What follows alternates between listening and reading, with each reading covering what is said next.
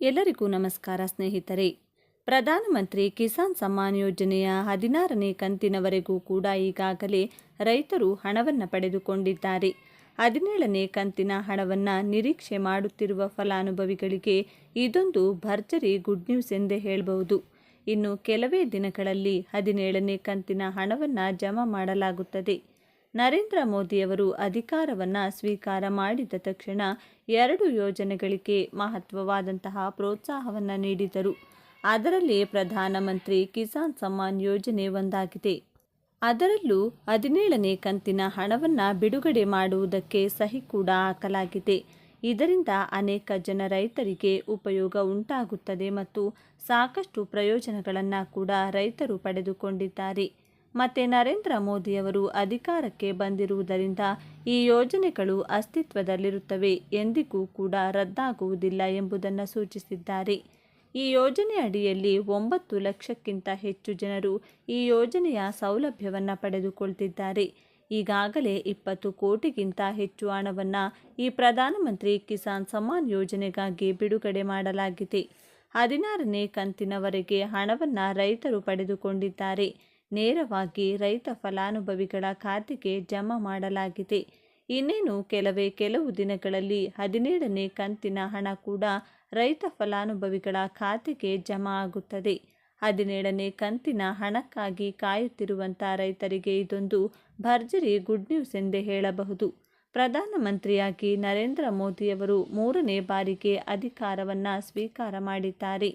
ಪ್ರಧಾನಮಂತ್ರಿ ನರೇಂದ್ರ ಮೋದಿಯವರು ಅಧಿಕಾರ ಸ್ವೀಕಾರ ಮಾಡಿದ ನಂತರವೇ ಪ್ರಧಾನಮಂತ್ರಿ ಕಿಸಾನ್ ಸಮ್ಮಾನ್ ಯೋಜನೆಗೆ ಹೆಚ್ಚು ಮಹತ್ವವನ್ನು ನೀಡಲಾಗಿದೆ ಮತ್ತು ಅದಕ್ಕೆ ಸಹಿ ಕೂಡ ಹಾಕಲಾಗಿದೆ. ಜೂನ್ 18ನೇ ತಾರೀಕು ಪ್ರಧಾನಮಂತ್ರಿ ಕಿಸಾನ್ ಸಮ್ಮಾನ್ ಯೋಜನೆಯ 17ನೇ ಕಂತಿನ ಹಣ ನೇರವಾಗಿ ರೈತ ಫಲಾನುಭವಿಗಳ ಖಾತೆಗೆ ಜಮಾ ಆಗುತ್ತದೆ ಎಂಬುದನ್ನು ಸೂಚಿಸಿದ್ದಾರೆ. 17ನೇ ಕಂತಿನ ಹಣ ಜೂನ್ 18ನೇ ತಾರೀಕಿಗೆ ನಿಮ್ಮ ಖಾತೆಗೆ ಜಮಾ ಮಾಡಲಾಗುತ್ತದೆ ಎಂಬುದನ್ನು ಸೂಚಿಸಿದ್ದಾರೆ. ಆದ್ದರಿಂದ ಇನ್ನೇನು ಕೆಲವೇ ದಿನಗಳು ಮಾತ್ರ ರೈತರ ಖಾತೆಗೆ ಪ್ರಧಾನಮಂತ್ರಿ ಕಿಸಾನ್ ಸಮ್ಮಾನ್ ಯೋಜನೆ 17ನೇ ಕಂತಿನ ಹಣ ಕೂಡ ಜಮೆಯಾಗುತ್ತದೆ. ಪ್ಯಾನ್ ಕಾರ್ಡ್ ಸಂಬಂಧಿಸಿದಂತೆ ಹೊಸ ನಿಯಮಗಳನ್ನು ತಂದಿವೆ. ನೀವು ಆ ನಿಯಮಗಳನ್ನು ಅನುಸರಿಸದಿದ್ದರೆ ನೀವು ಹೆಚ್ಚುವರಿ ಹಣವನ್ನು ಪಾವತಿಸಬೇಕಾಗುತ್ತದೆ. ನಮ್ಮ ದೇಶದಲ್ಲಿ ವಿವಿಧ ಉದ್ದೇಶಗಳಿಗಾಗಿ ಸರ್ಕಾರವು ಕೆಲವು ರೀತಿಯ ಗುರುತಿನ ಚೀಟಿಗಳನ್ನು ಜನರಿಗೆ ನೀಡುತ್ತದೆ. ಈ ಪಟ್ಟಿಯಲ್ಲಿ Aadhaar, voter ID, ration card, passport, driving licence ಇತ್ಯಾದಿಗಳು ಸೇರಿವೆ. ಇವುಗಳಲ್ಲಿ ಇನ್ನೊಂದು ಮುಖ್ಯವಾದುದಿದೆ, ಅದುವೇ ಪ್ಯಾನ್ ಕಾರ್ಡ್. ಇದನ್ನು ಭಾರತೀಯ ಆದಾಯ ತೆರಿಗೆ ಇಲಾಖೆಯು ಭಾರತೀಯ ನಾಗರಿಕರಿಗೆ ನೀಡಲಾಗುತ್ತದೆ. ಕೆಲವು ಹಣಕಾಸಿನ ಉದ್ದೇಶಗಳಿಗಾಗಿ ಜನರು ಪ್ಯಾನ್ ವಿವರಗಳನ್ನು ಸಲ್ಲಿಸುವುದು ಕಡ್ಡಾಯವಾಗಿದೆ. ಆದರೆ ಇತ್ತೀಚೆಗೆ ಎಲ್ಲ ಬ್ಯಾಂಕುಗಳು ಬ್ಯಾಂಕಿಂಗ್ ಉದ್ದೇಶಕ್ಕಾಗಿ ಜನರ ಪ್ಯಾನ್ ಕಾರ್ಡ್ಗಳನ್ನು ಕೇಳುತ್ತಿವೆ. ಬ್ಯಾಂಕ್ ಖಾತೆಗೆ ಹಣ ಜಮಾ ಮಾಡಲು ಇದು ಈಗ ಕಡ್ಡಾಯವಾಗಿ ಮಾರ್ಪಟ್ಟಿದೆ. ವಾಸ್ತವವಾಗಿ ಬ್ಯಾಂಕ್ ಅಥವಾ ಪೋಸ್ಟ್ ಆಫೀಸ್ನಲ್ಲಿ ಚಾಲ್ತಿ ಅಥವಾ ನಗದು ಕ್ರೆಡಿಟ್ ಖಾತೆಯನ್ನು ತೆರೆಯಲು ಪ್ಯಾನ್ ವಿವರಗಳನ್ನು ಸಲ್ಲಿಸಬೇಕು. ಆದರೆ ಬ್ಯಾಂಕ್ ಖಾತೆಗೆ ಹಣ ಹಾಕಲು ಪ್ಯಾನ್ ಕಾರ್ಡ್ ಬೇಕೇ? ನಿಯಮಗಳು ಏನೆಂಬುದನ್ನು ನೋಡೋಣ ಬನ್ನಿ. ಪ್ಯಾನ್ ಸಂಖ್ಯೆ ಎಂದರೇನು? ಪ್ಯಾನ್ ಸಂಖ್ಯೆ ಎಂದರೆ ಶಾಶ್ವತ ಖಾತೆ ಸಂಖ್ಯೆ. ಪ್ಯಾನ್ ಕಾರ್ಡ್ 10 ಅಂಕೆಗಳ ಆಲ್ಫಾ ನ್ಯೂಮರಿಕ್ ಸಂಖ್ಯೆಯನ್ನು ಹೊಂದಿದೆ. ಇದು ಸ್ಥಿರ ರೂಪದಲ್ಲಿ ಅಕ್ಷರಗಳು ಮತ್ತು ಸಂಖ್ಯೆಗಳನ್ನು ಒಳಗೊಂಡಿದೆ. ಆದಾಯ ತೆರಿಗೆ ಇಲಾಖೆ ನೀಡಿರುವ ಮಹತ್ವದ ದಾಖಲೆ ಇದಾಗಿದೆ. ಪ್ರತಿಯೊಬ್ಬ ವ್ಯಕ್ತಿ ಅಥವಾ ಸಂಸ್ಥೆಗೆ ಪ್ಯಾನ್ ಕಾರ್ಡ್ ವಿಶಿಷ್ಟವಾಗಿದೆ. ಇದು ವಿಶೇಷವಾಗಿ ತೆರಿಗೆ ಸಲ್ಲಿಕೆ ಮತ್ತು ಹಣಕಾಸಿನ ವಹಿವಾಟುಗಳಿಗೆ ಅತ್ಯಗತ್ಯವಾಗಿರುತ್ತದೆ. ಆದಾಯ ತೆರಿಗೆ ಇಲಾಖೆಯು ಬೃಹತ್ ವಹಿವಾಟುಗಳನ್ನು ಮಾಡುವ ವ್ಯಕ್ತಿಗಳು ಮತ್ತು ಸಂಸ್ಥೆಗಳ ಮೇಲೆ ಕಣ್ಣಿಡಲು ಪ್ಯಾನ್ ಡೇಟಾವನ್ನು ಟ್ರ್ಯಾಕ್ ಮಾಡುತ್ತದೆ. ಹೀಗಾಗಿ ತೆರಿಗೆ ವಂಚನೆಯನ್ನು ಪರಿಶೀಲಿಸಲು ಅವಕಾಶವಿರುತ್ತದೆ. ಬ್ಯಾಂಕ್ ಖಾತೆ ಠೇವಣಿಗೆ ಅಗತ್ಯವಿದೆಯೇ? ನಮ್ಮ ದೇಶದಲ್ಲಿ ಬ್ಯಾಂಕ್ ಖಾತೆಗಳಲ್ಲಿ ಹಣ ಜಮಾ ಮಾಡಲು ಪ್ಯಾನ್ ಕಾರ್ಡ್ ಅಗತ್ಯವಿಲ್ಲ. ಆದರೆ ಒಂದೇ ದಿನದಲ್ಲಿ ₹50,000ಕ್ಕಿಂತ ಹೆಚ್ಚಿನ ಬ್ಯಾಂಕ್ ಠೇವಣಿಗಳಿಗೆ ಪ್ಯಾನ್ ವಿವರಗಳನ್ನು ಒದಗಿಸಬೇಕು. ಅಲ್ಲದೆ ಒಂದು ಹಣಕಾಸು ವರ್ಷದಲ್ಲಿ ಗ್ರಾಹಕರ ಒಟ್ಟು ನಗದು ಠೇವಣಿ ₹20 ಲಕ್ಷ ಮೀರಿದರೆ ಅವರು ಪ್ಯಾನ್ ವಿವರಗಳನ್ನು ಉಲ್ಲೇಖಿಸಬೇಕು. ಎಲ್ಲ ಗ್ರಾಹಕರ ಬ್ಯಾಂಕ್ ಖಾತೆಗಳು ಮತ್ತು ಪೋಸ್ಟ್ ಆಫೀಸ್ ಖಾತೆಗಳಲ್ಲಿ ಮಾಡಿದ ಎಲ್ಲ ಠೇವಣಿಗಳಿಗೆ ಇದು ಅನ್ವಯಿಸುತ್ತದೆ. ಬದಲಾದ ನಿಯಮಗಳು. ಕೇಂದ್ರೀಯ ನೇರ ತೆರಿಗೆಗಳ ಮಂಡಳಿ 2022ರಲ್ಲಿ ಪ್ಯಾನ್ ಸಲ್ಲಿಕೆಗೆ ಸಂಬಂಧಿಸಿದ ನಿಯಮಗಳನ್ನು ಬದಲಾಯಿಸಿದೆ. ಒಂದು ಆರ್ಥಿಕ ವರ್ಷದಲ್ಲಿ ₹20 ಲಕ್ಷಕ್ಕಿಂತ ಹೆಚ್ಚಿನ ಠೇವಣಿ ಅಥವಾ ಹಿಂಪಡೆಯಲು ಗ್ರಾಹಕರು ತಮ್ಮ ಪ್ಯಾನ್ ಅಥವಾ ಆಧಾರ್ ವಿವರಗಳನ್ನು ಸಂಬಂಧಪಟ್ಟ ಸಂಸ್ಥೆಗಳಿಗೆ ಸಲ್ಲಿಸುವ ಹೊಸ ನಿಯಮವನ್ನು ಪರಿಚಯಿಸಲಾಗಿದೆ.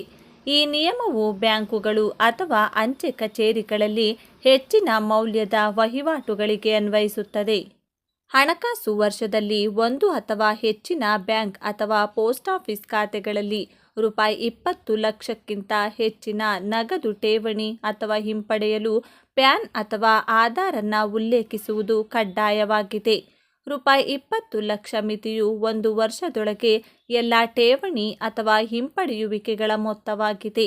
ಸಹಕಾರಿ ಬ್ಯಾಂಕುಗಳಲ್ಲಿ ನಡೆಯುವ ವಹಿವಾಟುಗಳು ಈ ಮಿತಿಯೊಳಗೆ ಬರುತ್ತವೆ. ಆದ್ದರಿಂದ ನೀವು ಅಂತಹ ಹೆಚ್ಚಿನ ಮೌಲ್ಯದ ವಹಿವಾಟುಗಳನ್ನು ಮಾಡಬೇಕಾದರೆ ಕನಿಷ್ಠ 7 ದಿನಗಳ ಮೊದಲು ಪ್ಯಾನ್ಗೆ ಅರ್ಜಿ ಸಲ್ಲಿಸಿ. ವಹಿವಾಟಿನ ಸಮಯದಲ್ಲಿ ಕನಿಷ್ಠ ಈ ಪ್ಯಾನ್ ಅನ್ನು ಸಲ್ಲಿಸಬೇಕು.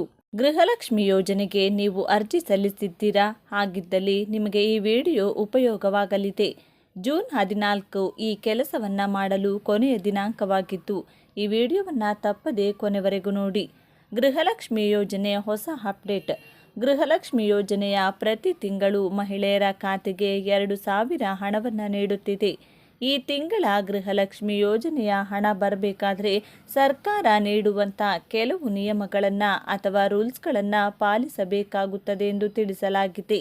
ಈ ಕೆಳಗಿನ ರೂಲ್ಸ್ಗಳನ್ನು ಪಾಲಿಸಿದರೆ ಮಾತ್ರ ನಿಮಗೆ ಗೃಹಲಕ್ಷ್ಮಿಯ ಹಣವನ್ನು ಪಡೆದುಕೊಳ್ಳುತ್ತೀರಿ.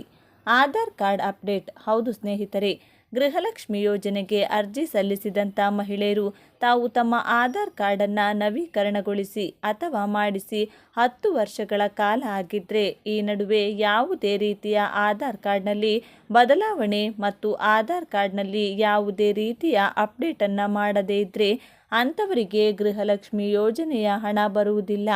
ಗೃಹಲಕ್ಷ್ಮಿ ಯೋಜನೆ ಇನ್ಮುಂದೆ ನೀವು ಪಡೆದುಕೊಳ್ಳಬೇಕಾದರೆ ಫಲಾನುಭವಿಗಳು ಆಧಾರ್ ಕಾರ್ಡನ್ನು ಅಪ್ಡೇಟ್ ಮಾಡಿಸಲೇಬೇಕಾಗುತ್ತದೆ. ಅಂದರೆ ಮಾತ್ರ ನೀವು ಗೃಹಲಕ್ಷ್ಮಿ ಯೋಜನೆಯ ಹಣವನ್ನು ಪಡೆದುಕೊಳ್ಳಬಹುದು. ಆಧಾರ್ ಕಾರ್ಡ್ ಅಪ್ಡೇಟ್ ಮಾಡಿಸಲು ಕೊನೆಯ ದಿನಾಂಕ. ಆಧಾರ್ ಕಾರ್ಡ್ ಅಪ್ಡೇಟ್ ಮಾಡಿಸಲು ಜೂನ್ 14 ಕೊನೆಯ ದಿನಾಂಕವಾಗಿರುತ್ತದೆ. ಹಾಗಿದ್ರೆ ನಿಮಗೆ ಒಂದು ಪ್ರಶ್ನೆ ಕಾಡಬಹುದು, ಜೂನ್ 14ರ ನಂತರ ಅಪ್ಡೇಟ್ ಮಾಡಿಸಲು ಸಾಧ್ಯವೇ? ಖಂಡಿತವಾಗಿಯೂ ಹೌದು. ಜೂನ್ 14ರ ನಂತರ ಕೂಡ ಆಧಾರ್ ಕಾರ್ಡನ್ನು ಅಪ್ಡೇಟ್ ಮಾಡಿಸಬಹುದು. ಆದರೆ ಸರ್ಕಾರದ ಕಡೆಯಿಂದ ₹1,000 ದಂಡವನ್ನು ಹಾಕಲಾಗುತ್ತದೆ. ಜೂನ್ 14ನೇ ದಿನಾಂಕದವರೆಗೂ ಉಚಿತವಾಗಿ ಆಧಾರ್ ಕಾರ್ಡನ್ನು ಅಪ್ಡೇಟ್ ಮಾಡಿಕೊಳ್ಳಲು ಅವಕಾಶವನ್ನು ಕಲ್ಪಿಸಿಕೊಡಲಾಗಿದೆ. ಅದನ್ನು ಉಪಯೋಗಿಸಿಕೊಳ್ಳಿ.